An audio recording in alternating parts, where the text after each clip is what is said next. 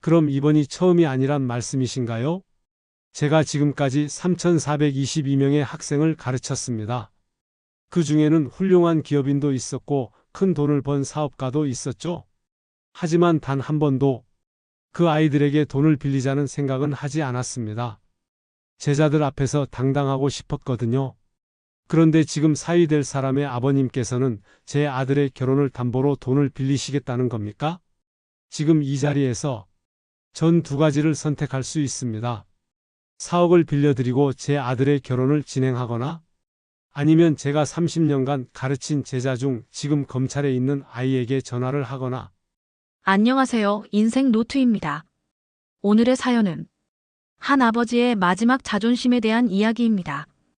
평생을 교직에 몸담으며 단 한 번도 자신의 뒤가 구겨질 일을 하지 않으셨던 그런 아버지의 이야기입니다. 사연의 주인공 민수 씨의 어린 시절은 그리 풍족하지 않았습니다. 시골 중학교 교사였던 아버지는 월급이 전부였지만 단 한 번도 남의 돈을 빌리거나 카드빚을 진 적이 없었죠. 우리 아버지는요. 빚을 죽음보다 무서워하셨어요. 빚을 지면 돈만 빌리는 게 아니라 평생 쌓아온 자존심까지 담보로 맡기는 거라고 하셨거든요. 그런 아버지 밑에서 자란 민수 씨. 이제는 대기업 마케팅팀 중간 관리자가 되어 있었습니다. 아버지의 가르침대로 월급쟁이의 자존심을 지키며 살았죠. 그러던 9년 전 26의 봄, 같은 회사 디자인팀의 주혜 씨를 만났습니다. 처음엔 그저 참 밝은 사람이라고만 생각했어요.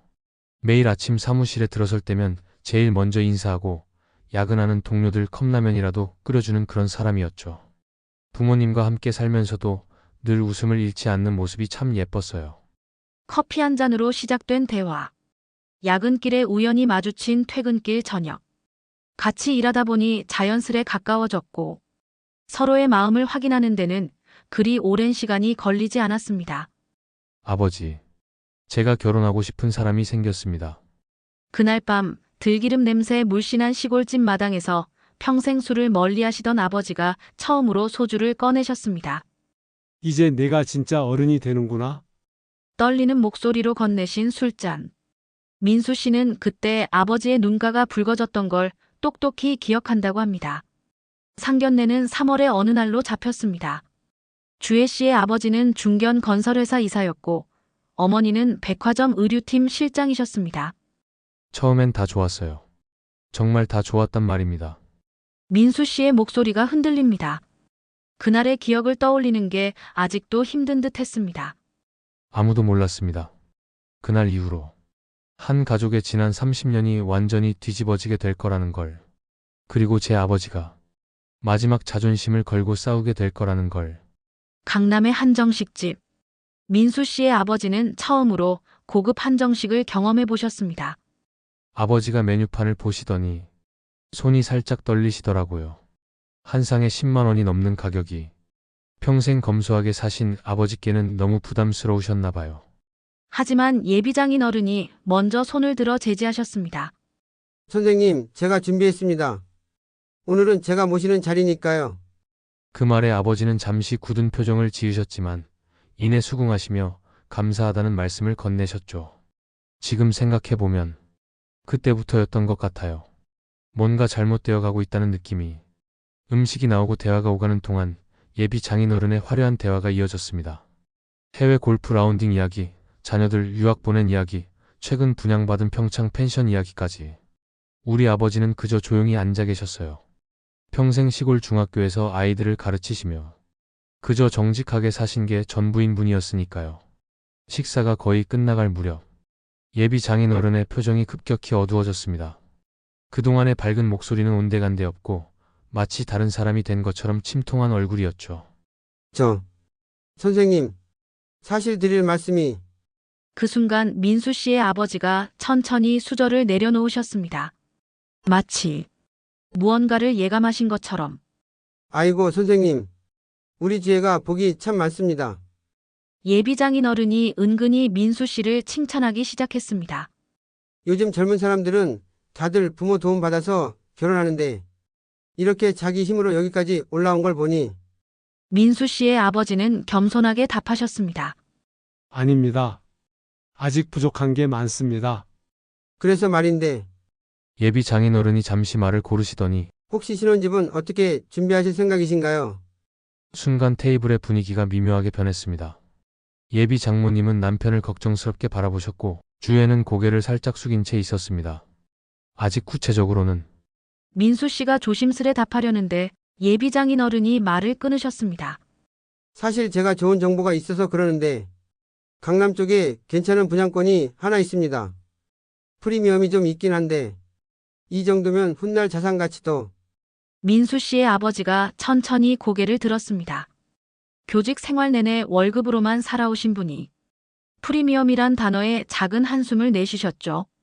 워낙 좋은 매물이라 다른 분들도 많이 관심을 보이시는데, 예비장인 어른의 말투가 점점 조심스러워졌습니다. 제가 지인분께 먼저 말씀을 드려놨거든요. 이번 주까지만 기다려주신다는데, 그때였습니다. 민수 씨의 어머니가 살짝 기침을 하시며 말씀하셨습니다.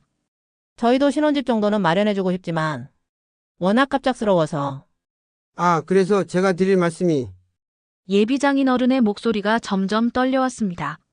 혹시 선생님께서 좀 민수 씨는 그때의 기억이 지금도 선명하다고 합니다. 예비장인 어른의 손이 부들부들 떨리고 있었고 이마에는 굵은 땀방울이 맺히기 시작했다고 합니다. 사실 제가 이 분양권을 먼저 계약했는데, 말씀하시는 내내 예비장인 어른의 목소리가 점점 더 작아졌습니다.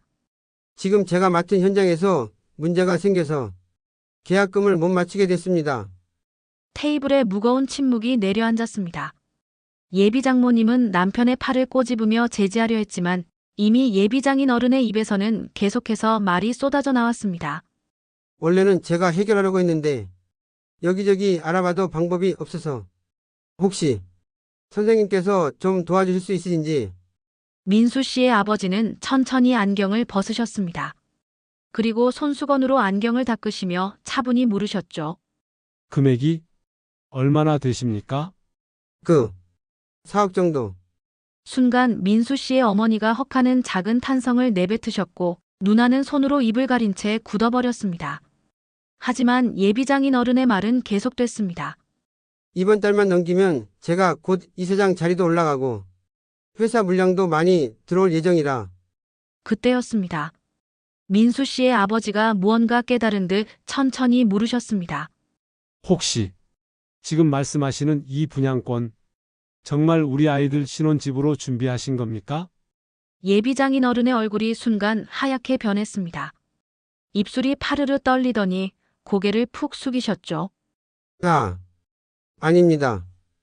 사실 제가 지금 급하게 돈이 필요한 이유가 예비장인 어른의 목소리가 점점 더 떨려왔습니다.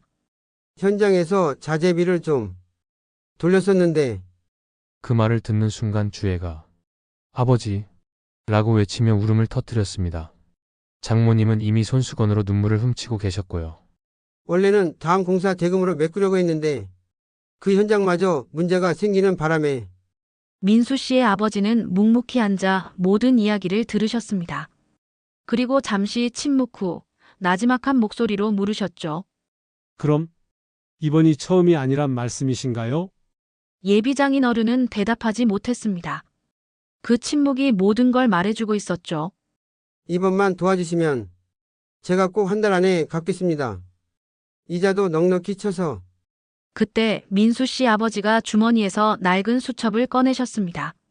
30년간 학생들의 이름을 적어오신 그 수첩. 제가 지금까지 3,422명의 학생을 가르쳤습니다. 그 중에는 훌륭한 기업인도 있었고 큰 돈을 번 사업가도 있었죠. 아버지의 목소리가 점점 단단해지기 시작했습니다. 하지만 단 한 번도 그 아이들에게 돈을 빌리자는 생각은 하지 않았습니다. 제자들 앞에서 당당하고 싶었거든요. 예비장인 어른의 얼굴이 창백하게 변해갔습니다. 그런데 지금 사위 될 사람의 아버님께서는 제 아들의 결혼을 담보로 돈을 빌리시겠다는 겁니까? 예비장인 어른의 얼굴에서 핏기가 완전히 가셨습니다. 아니, 그게 아니라. 그러다 갑자기 목소리를 높이셨습니다. 선생님, 제가 지금 이러고 싶어서 이러는 줄 아십니까? 저도 자존심이 있는 사람입니다. 하지만 지금은 제 목숨이 걸린 일이라 그 말에 민수 씨의 아버지가 천천히 일어나셨습니다. 하지만 예상과 달리 고성이나 분노는 없었습니다. 오히려 더 차분해진 목소리로 말씀하셨죠. 제가 30년간 아이들을 가르치며 깨달은 게 하나 있습니다. 모두가 숨죽이고 그의 말씀을 듣고 있었습니다. 거짓말은 눈덩이처럼 불어납니다. 처음엔 작은 거짓말로 시작했을 겁니다. 조금만 버티면 될 거라고, 이번 한 번이면 된다고. 예비장인 어른의 어깨가 움찔했습니다. 하지만 그 눈덩이는 계속 커져만 갑니다. 결국에는 감당할 수 없는 크기가 되어 민수 씨는 그때 아버지의 눈에서 깊은 연민과 슬픔을 보았다고 합니다. 지금 이 자리에서 전 두 가지를 선택할 수 있습니다. 4억을 빌려드리고 제 아들의 결혼을 진행하거나 아버지는 잠시 숨을 고르시더니 주머니에서 무언가를 꺼내셨습니다. 핸드폰이었습니다. 아니면 제가 30년간 가르친 제자 중 지금 검찰에 있는 아이에게 전화를 하거나 순간 예비장인 어른의 얼굴이 하얗게 질렸다가 이내 새파랗게 변했습니다. 선생님, 잠시만요. 떨리는 손으로 넥타이를 느슨하게 풀며 말씀하셨습니다. 제가 잘못 생각했습니다. 이건 그냥 농담으로 생각해 주시면 그때 주혜가 갑자기 자리에서 일어났습니다. 그동안 눈물만 흘리고 있던 그녀가 처음으로 입을 열었습니다. 아버지 이제 그만하세요. 주혜의 목소리가 떨렸습니다. 저번에도 동생 결혼할 때도 같은 일을 하셨잖아요. 민수 씨는 그 말에 순간 귀를 의심했다고 합니다. 예비 장모님은 주혜야 하고 소리쳤지만 이미 주혜의 입에서는 계속해서 말이 쏟아져 나왔습니다. 그때도 상대 부모님한테 똑같이 부탁하셨죠. 결혼식 일주일 전에 파혼된 이유가 다 이런 이유였다는 거. 장모님이 급하게 주혜의 입을 막으려 했지만 이미 늦었습니다. 이제 저도 더는 못 참겠어요. 민수 씨한테 정말 미안하지만 이렇게 시작하고 싶지 않아요. 주혜는 테이블 위에 반지를 올려놓더니 자리를 박차고 일어났습니다. 그리고 뒤도 돌아보지 않고 식당을 나가버렸죠. 그 뒤의 상황은 말씀드리기 민망할 정도였다고 합니다. 장인어른이 그 자리에서 무릎을 꿇으셨어요. 민수 씨의 목소리가 무겁게 가라앉았습니다. 제발 이번 일은 없었던 걸로 해주십시오. 제가 잘못했습니다. 정말 죄송합니다. 하지만 이미 엎질러진 물을 다시 담을 순 없었습니다. 아버지는 천천히 일어나시며 마지막 말씀을 하셨죠. 지금이라도 정직하게 말씀해 주셔서 감사합니다. 아마도 이게 마지막 기회가 될 겁니다. 그리고는 핸드폰을 꺼내 어딘가로 전화를 거셨습니다. 준호야, 너 아직 특수부에 있니? 아버지의 목소리가 흔들렸습니다. 아버지가 부탁 하나만 해도 될까? 민수 씨는 그때 처음 알았다고 합니다. 아버지의 제자 중에 정말로 검사가 있었다는 걸. 허세로 한 말이 아니었다는 걸. 그날 이후로 장인어른은 구속되셨어요. 알고 보니 회사 자금 수십억을 횡령하신 상태였고 이전에도 비슷한 일들이 여러 번 있었다고 하더군요. 민수 씨는 잠시 말을 멈추더니 쓴웃음을 지었습니다. 지금 생각해보면 정말 다행이었어요. 그날 아버지가 그 자리에 계시지 않았다면 저는 평생 벗어날 수 없는 늪에 빠졌을 거예요. 그로부터 1년 뒤 민수 씨는 회사를 옮겼다고 합니다. 더 이상 그 회사에 있을 수가 없었어요. 주혜 씨를 마주칠까봐. 그리고 사람들의 수근거림도 듣기 싫어서. 하지만 그것이 오히려 전화위복이 되었다고 합니다. 새로 옮긴 회사에서 승승장구하며 지금은 마케팅 팀장 자리에 올랐다고 하네요. 주혜 씨는 캐나다로 떠났다고 들었어요. 동생 결혼 때도 같은 일이 있었다는 게 결국 사실이었더군요. 그때도 상대방 아버님께 거액을 빌리려다가 민수 씨는 그 후로 아버지를 더 자주 찾아뵌다고 합니다. 퇴직하시고 시골로 내려가신 아버지는 작은 텃밭을 가꾸시며 평화로운 날들을 보내고 계시죠. 이제는 아버지께서 제자분들 만나실 때마다 그때 이야기를 하신다고 해요. 젊은 교사들한테 이런 상황이 있을 수 있으니 절대 물러서지 말라고. 민수 씨가 잠시 말을 멈추더니 이렇게 덧붙였습니다. 검사가 된 그 제자분이 얼마 전에 찾아오셨더라고요. 아버지 앞에서 큰절을 하시면서 그때 그 전화 한 통이 제 인생의 전환점이었다고. 자신이 맡은 첫 사건이 장인어른 비리 건이었는데 그걸 계기로 특수부 검사의 길을 걷게 됐다고 하시더라고요. 이야기를 마무리하며 민수 씨는 이 사연을 보내게 된 특별한 이유를 털어놓았습니다. 엊그제 아버지께서 쓰러지셨어요. 다행히 큰 병은 아니었지만 잠시 목이 메어 말을 잇지 못하던 민수 씨. 천천히 깊은 숨을 내쉬더니 다시 이야기를 시작했습니다. 병원에 입원해 계시는데 갑자기 이상한 말씀을 하시더라고요. 아들아, 그때 내가 너무 심했나? 라고. 9년 전 그날의 기억을 되새기시며 아버지는 후회하고 계셨던 겁니다. 혹시 아들의 인생에 상처를 남긴 건 아닐까? 너무 강경하게 나간 건 아니었을까? 그래서 이 사연을 보내게 됐어요. 우리 아버지 같은 분들이 세상에는 아직 많이 계시다는 걸 알리고 싶어서. 민수 씨는 마지막으로 이런 말을 남겼습니다. 요즘 뉴스 보면 온갖 비리와 횡령 사건이 넘쳐나죠. 돈이면 다 된다고 생각하는 사람들. 자식의 결혼까지 이용하려는 사람들. 하지만 저는 믿습니다. 아직도 어딘가에는 평생 모은 퇴직금 3천만 원으로 자식들을 올곧게 키워낸 우리 아버지 같은 분들. 30년간 한결같이 교단에 서서 제자들의 인생을 바로 잡아주신 선생님들. 그분들이 계시기에 우리 사회가 그나마 버티고 있는 게 아닐까요? 민수 씨의 이야기는 여기서 끝이 났습니다. 하지만 저는 이 사연을 읽고 한참을 생각에 잠겼습니다. 요즘도 우리 주변에서는 비슷한 일들이 벌어지고 있을지 모릅니다. 누군가는 지금 이 순간에도 자신의 자존심과 싸우고 있을지 모르죠.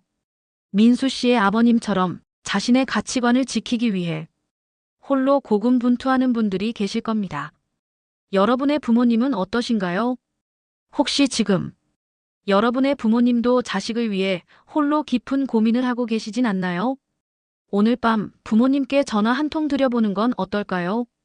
아버지, 어머니, 그동안 잘해주셔서 감사합니다. 이 한마디면 될 것 같습니다. 구독자 여러분의 이야기도 듣고 싶습니다. 여러분의 부모님은 어떤 분이신가요? 혹시 비슷한 경험이 있으시다면 댓글로 함께 나눠주세요. 그리고 이런 이야기들이 더 많은 사람들에게 전해졌으면 좋겠습니다. 좋아요와 구독으로 응원해주시면 앞으로도 더 따뜻한 이야기들을 전해드리도록 하겠습니다. 인생 노트였습니다. 여러분의 하루에도 좋은 기록이 남기를 바랍니다. 오늘도 시청해주셔서 감사합니다. 다음 영상에서 만나요.